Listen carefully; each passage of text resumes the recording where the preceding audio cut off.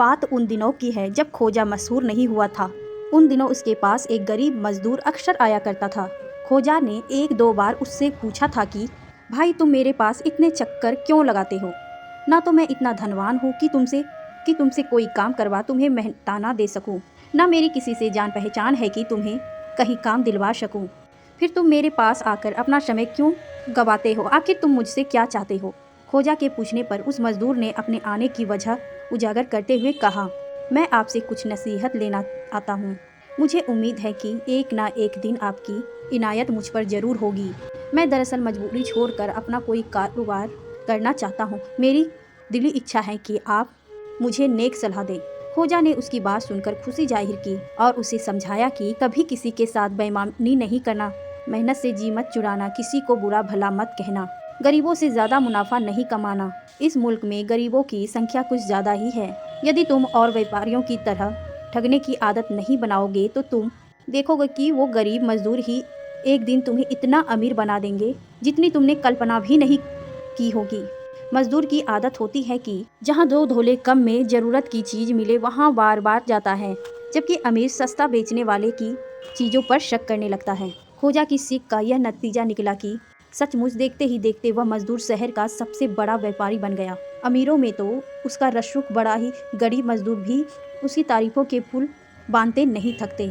उसकी दुकान में चूंकि उन्हें खड़ा तौल में पूरा और शहर की अन्य दुकानों से दो धेला सस्ता सामान मिलता था, आड़े वक्त में उधार भी मिल जाता था, सो वे मुरीद थे ही।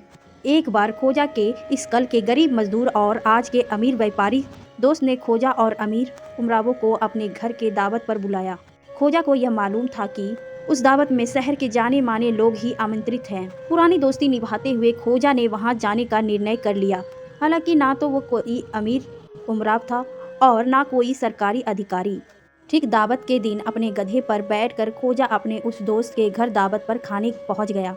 उसने देखा कि मेहमानों की खातिरदारी के लिए मेजबान ने तमाम तरह की पकवान बनाए हुए हैं।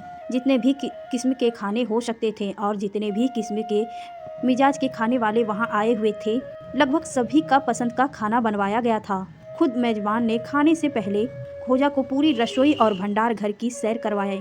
जब जब लोग खाना खाने बैठे तो खोजा ने देखा कि उसकी बगल में बैठा एक मेहमान ने सिर्फ ज़्यादा से ज़्यादा खाना चट करता जा रहा था, बल्कि बहुत से पकवान उठाकर अपनी जेब में भी भरता जा रहा था। खोजा को समझाते देर नहीं लगी कि वह ऐसा क्यों कर रहा है। खोजा को इस बात की खबर थी कि शहर के पुराने रसोई को खोजा के इस दोस्त का, जो कभी मामूली मजदूर हुआ करता था, व्यापार में आना पसंद नहीं था। खोजा को यकीन हो चला कि हो ना हो यह मेरी बगल में बैठा सेठ भी उन सेठों में से एक है।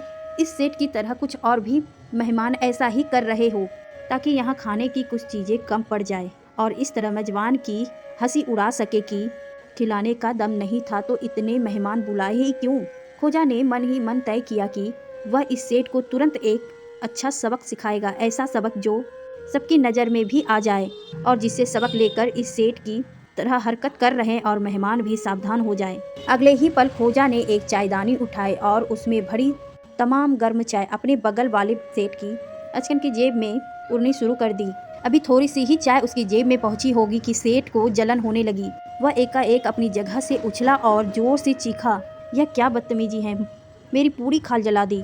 खोजा ने उससे भी ऊंची आवाज़ में जवाब दिया, चिल्लाओ मत, तुम्हारी जेब बहुत सी चीज़ों खा चुकी है, उसे प्यास लग रही होगी इसीलिए चाय पिला रहा हूँ। खोजा इतना कहना था कि उस सेठ का चेहरा तो फीका ही पड़ गया और जो मेहमान सेठ इसी तरह की हरकत में जुटे हुए थे वो भी एकाएक पेट भरने का ऐलान करते हुए अपने अपने पेट पर हाथ फेरते हुए उठे और मेजबान से इजाज़त लेकर अपनी अपनी हवेली की ओर रुखसत हो गए।